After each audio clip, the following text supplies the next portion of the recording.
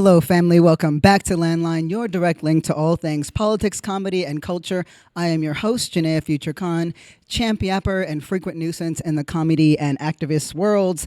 Let's get dialed in. So I got to hit you with the elections roundup because I cannot believe we're here. And the Olympics, all the contradictions that live inside of it and outside of it. So I got to answer this question that is, I'm sure, foremost on all of our minds. Did JD Vance have sex with his couch? And the answer will surprise you. So I don't know if you guys have noticed, but this has been such a big deal, right? It's been such a big deal, this question of whether or not JD Vance has sex with sofas, that the Associated Press, this is one of the sources where the news gets their news from, had to put out an article clarifying that they could not verify if it was true or not. So basically, it started out as a joke on X, so like Twitter. I'm never gonna call it X. I just can't stand that. But anyway, so a user gets online and basically says that he read in Hillbilly Elegy that I guess you can be a vice president and also a best-selling author. That essentially fucks the inside, an inside-out latex glove between two couch cushions. I can't believe I have to say this. So this, again, was just like apparently sourced from Hillbilly Elegy, but it actually doesn't exist. So he said it was between 178 and 81. That's not actually the case. It's like Vance being boring and talking about his time at like Ohio State University. Who cares? This story is so much better. But from that one shit post, like an incredible amount of memes have taken over, like TikTok, it's all over Twitter. And you had one person who was like, we cannot let JD Vance near the Oval Office. And then there's just pictures of the sofas inside of it. Oh my gosh. Just like Vance staring longingly at different leather sofas and just with songs like Never Gonna Give You Up. And it's like, when you have to have a headline about a literal vice president candidate that says, no, JD Vance did not have sex with a couch. But one of my favorite things has come out of this is from whether or not JD Vance has sex with a couch has been a Clinton a riff off of Bill Clinton, where it says, I did not have sexual relations. That's got to be, and just one of my favorite puns that doesn't quite translate when it's not written out is that JD Vance is just there for the thrill of the chase, except it's shays. So look, this guy's gonna do it himself. I was worried about JD Vance, and I still am. I'll be honest with you. He has been handpicked, hand-selected by, Silicon Valley billionaire technocrats who want to have an influence on the levers of power that are going to give them more power and more wealth. But to think that they handpick such a fucking loser, I just cannot. I'm going to just hit this clip right quick about how JD Vance talks about his wife. Look, I love my wife so much. I love her because she's who she is. Obviously, she's not a white person, and we've been attacked by some white supremacists over that. But I love Usha. She's such a good mom. What a fucking loser. Can you imagine? I know she's white. I'm sorry that she's not white, you guys. I know. That's like, sorry to the white supremacists. Like, he also acknowledged that there's a massive white supremacist base in his entire crew of supporters. That means that there's also white supremacist base in Donald Trump's. And I know you're like, of course there is. And I know I'm like, of course there is. But they don't often betray that fact.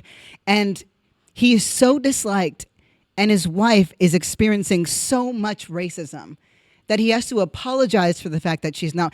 It's like an after the fact. Yeah, she's a good mom. She's a great wife. She's not white, it's true, but she does these things really well. I'm like, come on, dude. He definitely has sex with couches, 100%. That is a sofa sexer if I've ever heard one in my life. Just apologizing for your wife's existence. Like, I'm sorry she's not this thing, but she still does a pretty good job, being a life partner and a mom.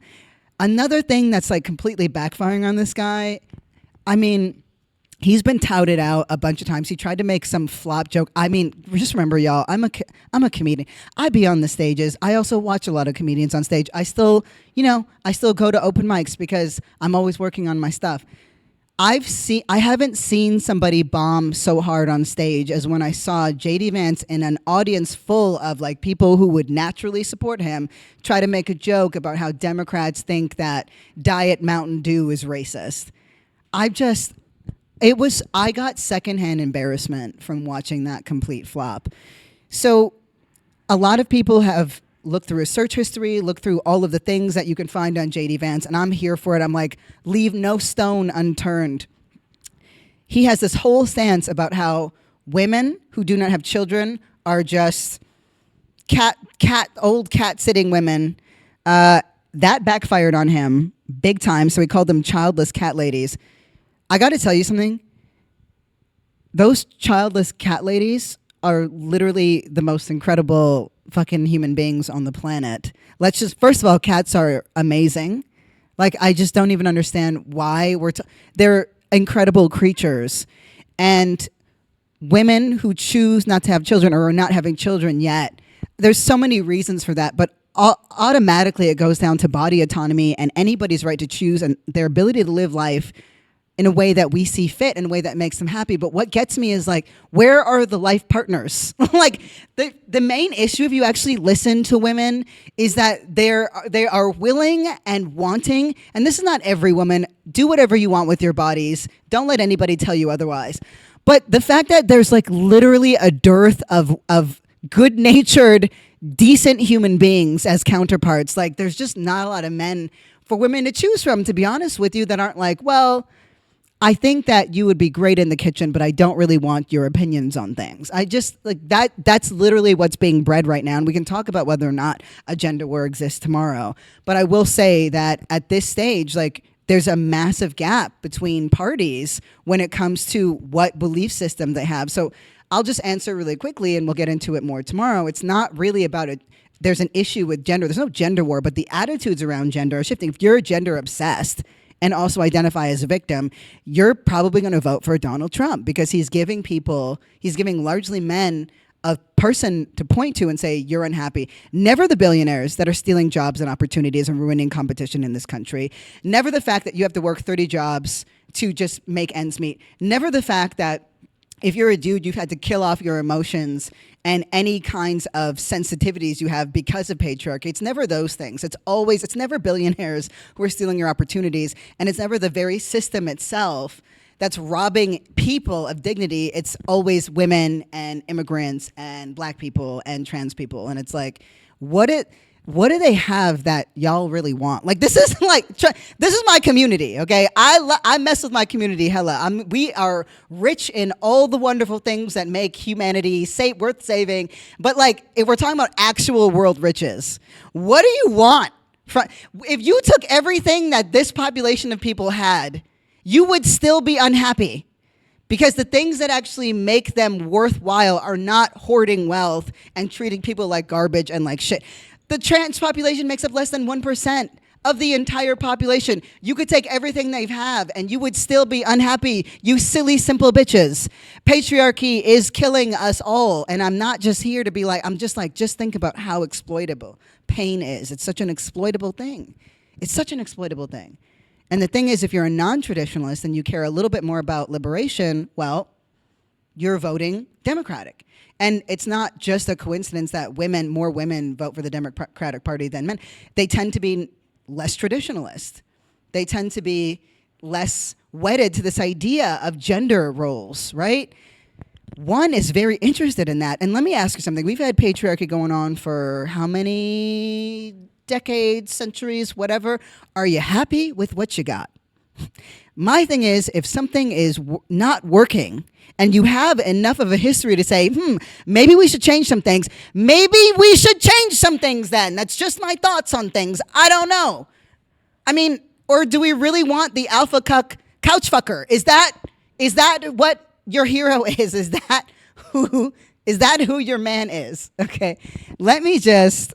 So he's derided women who don't have children. He's derided women who can't. He's attacked IVF.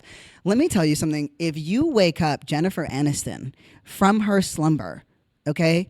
If you get her going, you're in big trouble, mister. And guess who got pissed off about that? Jennifer Aniston has been very open and vocal about sharing the hardship that she's endured in her multiple attempts at trying to have children, through her own means, through IVF and through different resources. And it's just not available to her in the way that she wants to experience it, which is her absolute right. And for anybody to say that she's less of a woman or not a woman or undeserving because her body doesn't function in some way that these dated, archaic religious beliefs say that they should operate in, and they're not even religious at this point. I mean, have you read the Bible?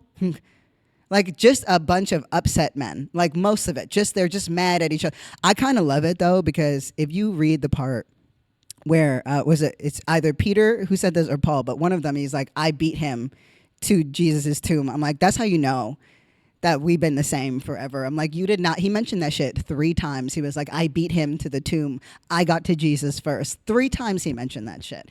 It's just like, it's like, that's the kind of masculinity I'm here for, not the kind that's like, women should not be alive if they can't serve these particular functions and these particular roles. That one can go to hell. So, also, they didn't clear Vance's search history, which was super ox, and like he's got a definite kink for like women and dolphins, like assaulting women in particular. It's just he's just weird, you guys. The lover of love seats, the chaser of the chase, the Sodom of the sofa himself, JD Vance. He's just out here doing the Lord's work for us, apparently. So I was going to tell you that, he's still a problem. He's still going to be here for a long time, but he's really doing a lot of the work. Let's move on to like Kamala. What's she done? What's she accomplished? What are the early stages of her campaign platform going to be? I can tell you this. Kamala is brat. She's won over Gen Z. She's probably won over Jay-Z because she's definitely won over Beyonce. I've been coconut pilled, but only to a certain degree. I think most of us have. I'll just tell you this. In the first week, $200 million. She's consolidated the entire left, all the Dems, everybody you can imagine. She secured the nomination already. It's in the bag. There's no competition. But one of the funniest things, so her policy platform isn't fully clear yet. I've been particularly watching the immigrant one. I will say this, and obviously Palestine. For the record, she's come out 2 to 3 times now and said, I have seen the most unimaginable suffering. It's not acceptable. Israel cannot keep doing what it's doing. That's a harder line than Biden has ever taken in his entire administration. I would argue that that's a harder line than the Obama administration would have taken had the roles been reversed, because Biden and Obama's campaigns work so closely together. Whereas Kamala, well, I think she's going to be doing things in her own way. I'm curious to see what that looks like, but that's what you get with a Howard girl. But I'll just say this. Fear only goes so far, right? When you say, we're going to lose to fascism, we're going to lose democracy, we're going to lose this, it only goes so far. Fear is not a great motivator on the left. A vision of the future, something that is visionary, something that is propulsive, that's what gets us going. So what do you do with the fact that we have a guy who desperately wants to be an authoritarian, who literally said to his followers just recently, right? Like over the weekend, I'll fix this so that you never have to vote again. He said, this is the last time that you ever have to vote. I will fix that. It'll fix itself. It'll be the last time. This is a guy who said he had never heard of Project 2025. He has no idea what people are talking about. Here he is making this kind of campaign promise. That is a wannabe dictator if I've ever heard one speak. But let me just tell you this. So he goes, it'll be fixed, right? So what do you do with the fact that you can't fearmonger, but you also can't deny what this person represents? Well, Kamala figured it out. Call him fucking weird. He is weird. That's their new campaign angle in terms of dealing with Trump. And I have to tell you, it's kind of working for me. You might think, oh, is that strong enough?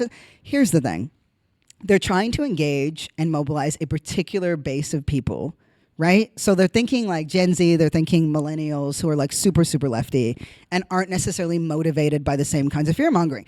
So when you say that this guy is just weird, Then you start thinking about the fact that he was talking about shocking sharks. I'm not joking, like electrically shocking sharks. He also said that in that campaign speech. He also said, he referenced Hannibal Lecter again for like the umpteenth time. This guy's obsessed with Hannibal Lecter from Silence of the Lambs. Like, I can't even wrap my head around that. So if you want to know how well this has been working, think of Buttigieg, who I told you is just great when you put him in an interview. So he recently referred to, he did a Fox News segment. And I mean, he was just handing them ass. Like they could not deal with it. I mean, I was going to make a gay joke there, but I'll just leave you guys. I'll leave you to it. But he goes, clearly older. So Trump is clearly older and stranger than when America first got to know him. That's funny and true. Because now that we're not dealing with like a walking, partially deceased person, we can talk about the fact that, because they were saying, look how Trump looks so strong. Look how Biden struggled since 2020, this and that. But now we can actually look at the fact that this guy actually makes even less sense. He's also an old ass dude who's very, very weird. Tim Walz, who's the governor of Minnesota, I'm sorry, he just said something. He goes, this is his direct quote. I think we give him way too much credit. If you just ratchet down some of the scariness and just name it what it is. Have you seen the guy laugh? Sorry. He goes, it seems very weird to me that an adult can go through 6.5 years of being in the public eye, and when he laughs, it's at someone, not with them. He goes on to say, that's very weird behavior. I don't think you could call it anything else. It's simply what we're observing. I'm like, you know what? I might be here for this. So I am seeing the coconut pilling of the entire Democratic convention that is coming up. I am very curious, though, because we know that Palestine and immigration are the two things that Kamala is going to have to take super, super hard left pivots on, because they've been so right with that. If she really wants to engage the base, it's going to come down to more than just like making fun of the Trump administration, not minimizing the reality of what they are, but poking fun at something, because these are ludicrous times we live in. I don't know what else to say about that. So I'm curious to see it. I think we're going to get more of that. But with that in mind, I'm going to leave you there because I just think that's just too good. I could not talk about Vance and his love of the sofa. Is it true? Not literally, but is it true? Yes. Do you know what I mean? Like 100% yes. Sectionals be warned. So the Olympics. I mentioned it. We had the opening ceremonies. I got to tell you something about myself that I feel so bad about. I fucking love the Olympics. Oh my God. I do. And it's not because I don't know what they are. I just am an athlete who's always going to love the highest level of competition. I love boxing. I love sports. I watch swimming. I've never cheered so hard for white people in my life about anything. But get the U.S. swim team in there facing Australia, and I'm in that shit. Like, I am in that shit. Okay. Let me just give you a very quick roundup of the Olympics so far. Celine Dion opened it. If you are a black person or a human being that loves art and beauty and culture and the best people to ever do it, you love Celine Dion. It was her first return to stage since her stiff person's diagnosis 2 years ago, and that alone was really magnificent. France is sexy. They put together some wild shit. That's, the opening. So we don't need to get into it too much. I'm just going to give you a loop of the scandals. The Canadian women's soccer team, I got to just tell you this really fast because I'm going to go through my own personal things, and then I'm going to tell you the problems and also the possibilities that come with the Olympics, I swear. But this is too good to miss. So I'm only a Canadian insofar as there are scandals, if that makes sense. Like, I will own the shit that we do very poorly, but when we win, occasionally I will be proud of us, because this is not a nation that wins. Canada's not a nation that wins things, all right? So the Canadian women's soccer team beat the American women's soccer team in the Olympics. It was unprecedented. It was massive. So they're coming in with a lot of steam. This is a new level, new team coming in for the United States women's. Like, half of them haven't been to the Olympics before, so it's a handing over of the old guard. It was supposed to be pretty monumental. What happens? The Canadians head coach is found, like one of her assistants was using a drone to spy on New Zealand, and the entire main coaching staff is now banned for a year. So the Canadian women's soccer team is now proceeding without a coach. But they beat France in France without a coach. It was very close, but they eked it out, and I would love to see a do-over. But that's just the little scandal that I had to tell you about. And I also needed to explain to you why Celine Dion is the greatest person in the world. She really is. How about her for president? I know that she's Canadian, but still. So those are the two pieces of Canadian lore I'm obligated to give you. Here's the thing. I love the Olympics, okay?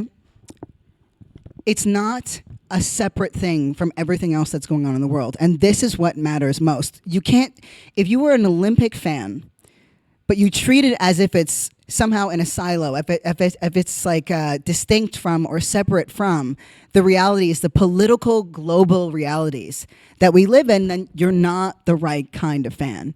You've got to look at the entire picture of what is going on with the Olympics in order to understand the Olympics and why it's important. So let's go back to 1936, right? Let's go back to Berlin, because there were a lot of protests that were happening around these Olympics. I'm going to get into why.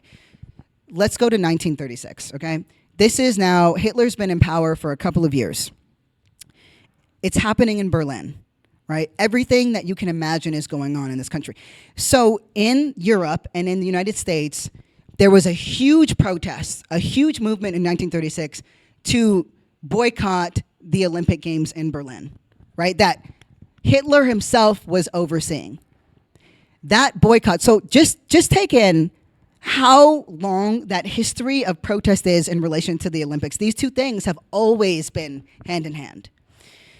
They failed marginally. So their bid to boycott the 1936 Olympics, the bids in the US and the bids in Europe failed.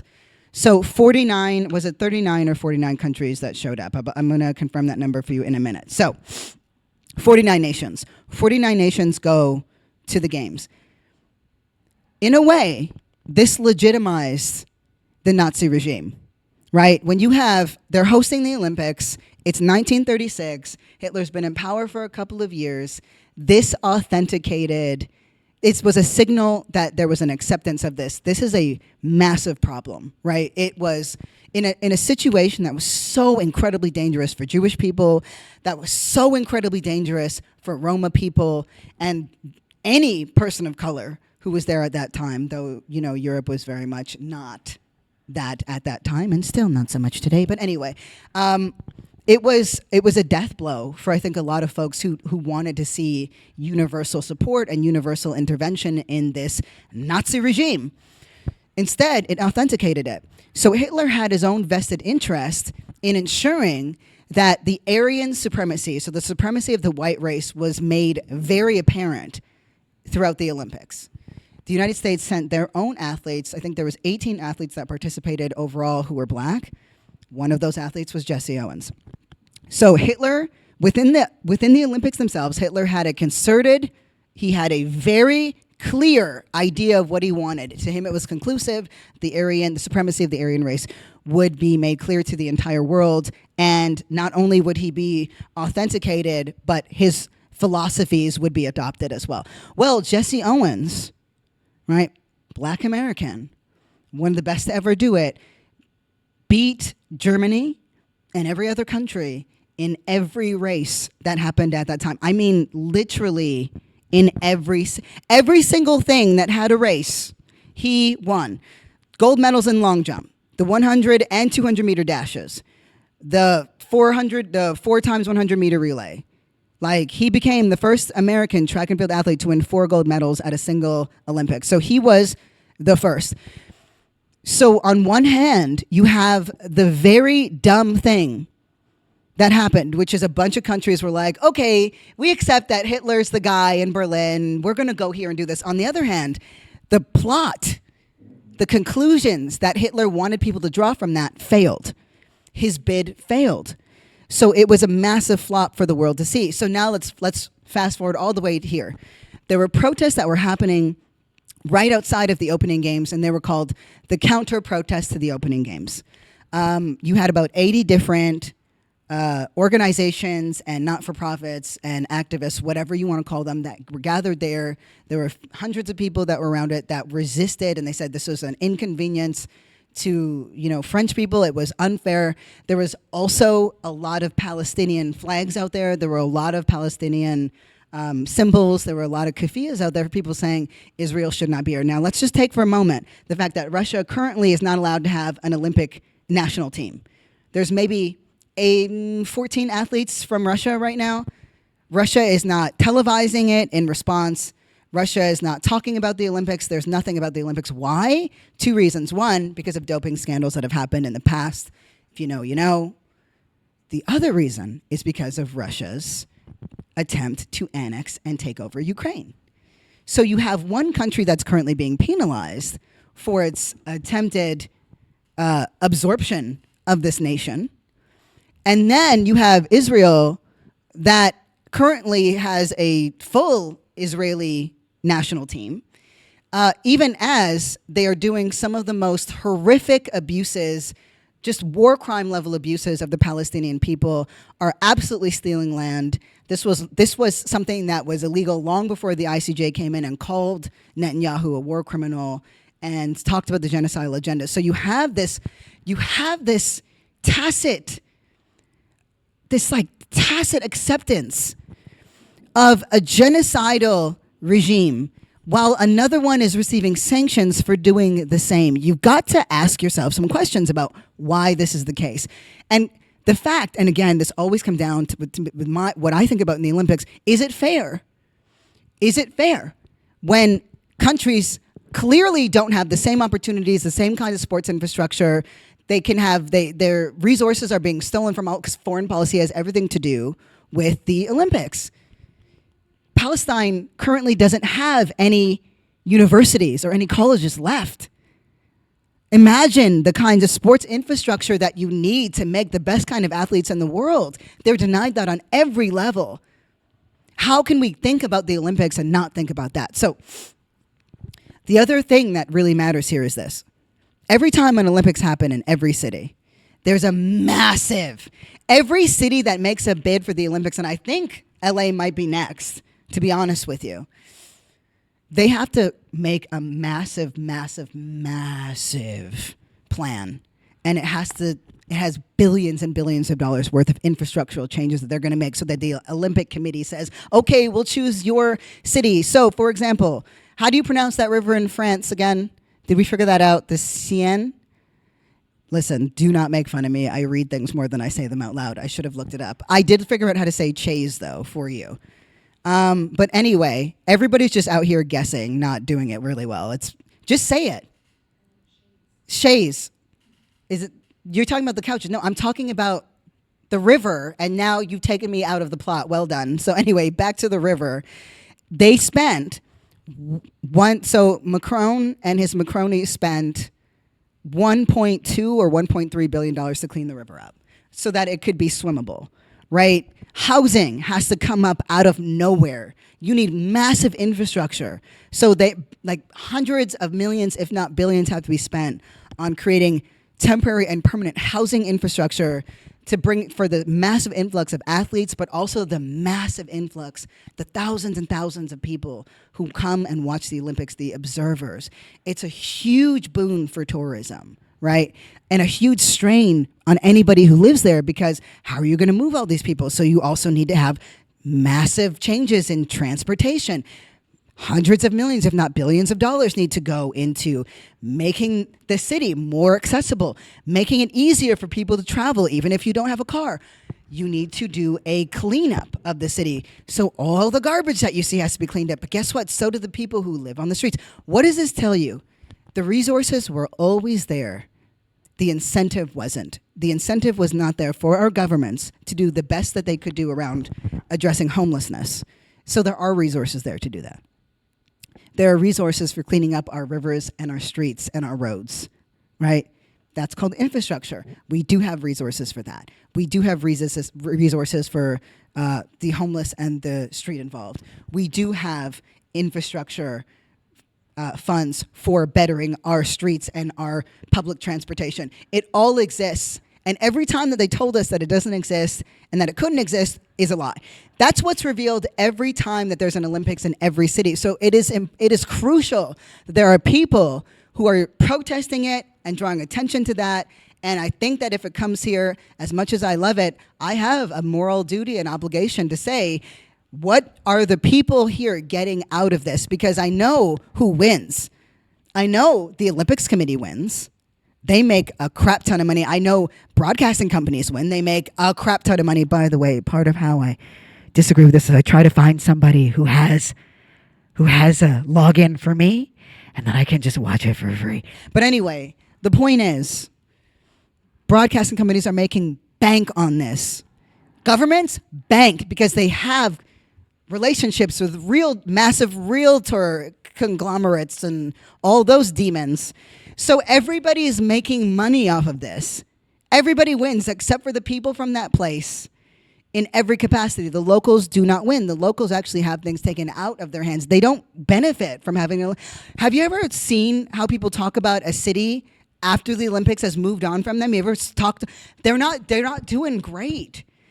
A lot of the time, they're living in the ghost of that. All these promises, these campaign promises that were made to get the Olympics there, they don't come through on. And that's what's being protested right now, in addition to the fact that Israel has a full team. So if you are a person who loves the Olympics like I do, you must also love what contradictions it shows about the world and about how we present ourselves. I got to tell you, I enjoy the Olympics. Is one of the only times I see German people proudly wave their flag. It is so funny. I'm always like, oh, I don't see that often. I don't get to see. It's always a shock to me. It's always got to be around soccer or around the Olympics. It's just like one or the other. And that's the only time you're going to see a German saying, that's good. Like, that's the only time they're waving that shit with some pride. You got to love it for that reason alone, even though they're technically currently on the wrong side of things in their, honestly, decades-long desire to be forgiven. You ask a German person when they're born, they'll always tell you, before the war. After the war. I was born after the war. If they were born before the war, they say, after the war. Oh, it's after the war. Point is, if you are a lover of sport, and if you are a lover of politics, the Olympics is, to me, the culmination of both of those things. It always, like sports, it always holds up a mirror. But then it's the human interest stories that get me the most. Right now, there is a team from South Sudan that almost beat the American men's basketball team. Just think about it. That's the NBA. It's the greatest congregation of talent in the world. LeBron James is playing on that team. They almost beat them in a prelim game, and they might beat them still. And so the thing that I love about sport, the thing that I absolutely love about sport, honestly, is that it's a great equalizer. That somehow, even with people who have less, even with a team that has less infrastructure, a team that has less support, they don't have the right coaches, they don't have the right gear. You put them, and they could be facing the best team in the world, slated to be number one. You put them in any kind of arena, any kind of field, any kind of ring, and it's anybody's chance. If just the right kind of support is there, the right kind of cheer, there's something so supernatural. When people get together and they love a thing, it can do incredible things. That's why I love sport. But to love it is to not deny the contradictions that love exists within, right? And so for me, I will always support it in terms of that. In a way, it represents the best and the worst of us. And I watch it for that reason too, right? So just really quickly on this South Sudan basketball team. So there's now a South Sudan Basketball Federation. I just want to give you an idea of how important this is. This country, right, South Sudan only gained independence in 2011. So they've only had 2 decades, really, barely, to make themselves an Olympic-ready team. Are you kidding me? It's just one of those feel-good stories that comes from it that we're denied so often in regular life. And a huge reason for this is because of the former NBA star like Luol Deng, who went back to South Sudan and now trains that team. He's the president and assistant coach for that club. And it could be, they could represent one of the greatest upsets we've ever seen in terms of basketball, or maybe even the sporting world entirely, more so than Buster Douglas. Anyway, so I'm excited. I'm disgusted. I'm all the things, and sport represents that. Just as a sport buff, blame the testosterone. Blame the testosterone if you're going to blame anything. Like, I just give me a training montage that is 2 minutes long, and I can do anything. I can accomplish anything. So blame the testosterone for just bringing this alive in a new kind of way. But I'll say this: if whether you love it or you hate it, it's got to be for the same reasons. It's just one of those things that brings out the absolute best and the absolute worst of humanity, that supersedes opportunity and just makes waves for that slim chance, that possibility that a normal person, or a person who didn't come from wealth, who maybe wasn't born in the best country in the world, whatever, however we want to classify that best, that's how they talk about it, can just overcome just about anything with a boxer's punch. That's why I love sport. That's why I love the Olympics. But when you love something, you criticize the shit out of it, and you know what it is through and through. And that is my approach to it. I'd love to hear yours. So, with that, I gave you a whole spiel. I mean, if there was a competition for loving couches, JD Vance probably would win gold at this stage of his life and his career. With that, I appreciate y'all so much. Let's just hit that question of the day. Hi, this is Mariah. I'm from Oakland, California. Um, I'm curious to hear your thoughts on some of the powerful male celebrities that whose abuse has come to light recently in the news. I'm thinking of Diddy, Kevin Spacey, Brad Pitt, Drake. How do we hold these men accountable for their actions? Great question, and a hard one. I'll tell you this: I have been grappling with this for a long time. Do we win, and what do we win when we hold somebody accountable? And I think that there's a couple of levels and lenses through which you could look at this. From the public lens, right, we have a right to what we absorb, what we don't absorb, and to put out how we feel on any level. We have the right to condemn folks, whatever. But is that the most useful lens, right? Like, I saw how it backfired with Amber Heard. This desire to sort of weigh in, it made it so that, honestly, it was one of the worst propaganda campaigns I've ever seen.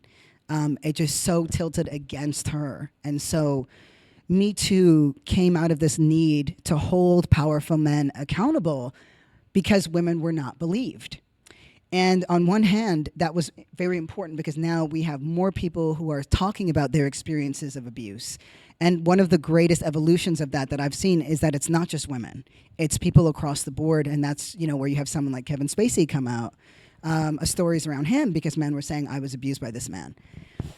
I'll say that anytime that you create a force against an individual, there is always going to be a counter force that comes back. Again, you can think of Amber Heard. You can even think of Jordan Peterson in this way. And so I think it's about where we put our attention, and I think we have to be very careful about that moving forward because of how there's always that. And I think we have really miscalculated how quickly that person can monopolize energy on the right. Honestly, I'll touch on this too with tomorrow's episode because I think it's really important around this whole gender situation and how much of the gender war in America is really real because this touches on that. But I will say this: I'm interested in the abolitionist lens more so than not, and it is less satisfactory. I'll admit that, right? Sometimes you want to see punishment, and abolition isn't about punishment, and I think that's a really hard desire to nix because it looks at how do you hold the person and hold them accountable. And the point is to transform them out of that behavior as opposed to just punishing them. I think we also need to be really careful when we put what healing looks like or what righteousness looks like into the hands of somebody who's been harmed because that bar is going to change. But when you have it in an abolitionist framework, that person's needs is also being supported and also central to the process. There are people like R. Kelly where I'm like, rot under the prison. I really couldn't give a goddamn. Those are my personal feelings. I'm not going to listen to his music. I'm not going to whatever. But then what do we do with somebody like Louis C.K.? There's a documentary that's coming out that I'm actually curious, and I'll use him as my last example because I'll just say I guess what I'm pointing out is that there's a contradiction of desires when it comes to quote unquote holding men accountable. But the only one that I've seen that benefits, that is a value add to society, to the person who's been harmed, and eventually to the person who harmed, is the abolitionist framework. It is slower. It's far more personal. But it makes for more, holistic healing. But take Louis C.K., that was always a really useful example for me. He's one of my favorite comedians in the world. Did that change after? Yes. Did it change back when he said, I did these things? Not exactly. I can't say it changed back, but he owned it. And he's one of the only people, the only men ever to be accused of anything and just straight up owned it. And he took a lot of financial hits for that. And then he made 2 comedy specials that was Sorry and then Sincerely. And now he's sort of moving on. He lost multi-million-dollar deals. And, I'm not saying anyone should feel sorry for Louis C.K., but for me, I'm accepting that I'm choosing to believe that something came out of that for him. And so I watch his comedy now with a different understanding of the person who made it, that he's very fallible, that he's very human. And he's still one of my favorite comedians. And I understand that honesty makes him more interesting to me. That doesn't mean that he's not got this really terrible thing about him or that he's done. Last thing I'll say is this. The reason why you might find that my position isn't as hard as even I want it to be is that the earth is round. So when we say throw them away, we got to just throw them away, throw them out. They come back around again. The people we throw away always come back around again. And I want to have a hand in what quality of person we get when they come back around, right? We've seen, the Shermans and the this and that, how quickly they turn right wing, on Rumble, on Kick, just losers, grifters, whatever. But I'm interested in that come around, and I'm interested in sort of playing a role in that. If you aren't, that's totally okay, right? That is not everybody's work to do. But for me, I'm like, what do we do with this? And then, just really quickly is the whole Me Too situation. I reject the notion of violent genders. I think that was a mistake. I think there's gendered violence. And you look at the process of gendering, the fact that girls and boys experience abuse at the same rate. No population talks about it enough, but one population doesn't talk about it at all. And it doesn't surprise me that a lot of those people in a community, in a culture that talks about, that literally deals in patriarchy, that doesn't talk about consent, that doesn't treat women as human beings, that we're going to be in this position of grossness. But that's the thing with abolition theory or holding people accountable. You have to look at the systems that inform those behaviors to begin with while you hold that person accountable.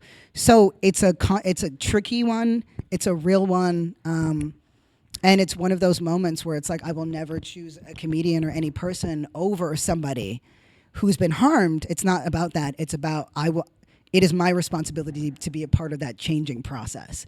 And I can either do that here or I can do that here. And I'm willing to sort of be in the trenches. It's partly why I got into comedy, to like throw those punches. And, I think I will never regret a movement's existence, but I'm really looking forward to what Me Too evolves into, because we really have got to get past this point that just certain genders are inherently more violent.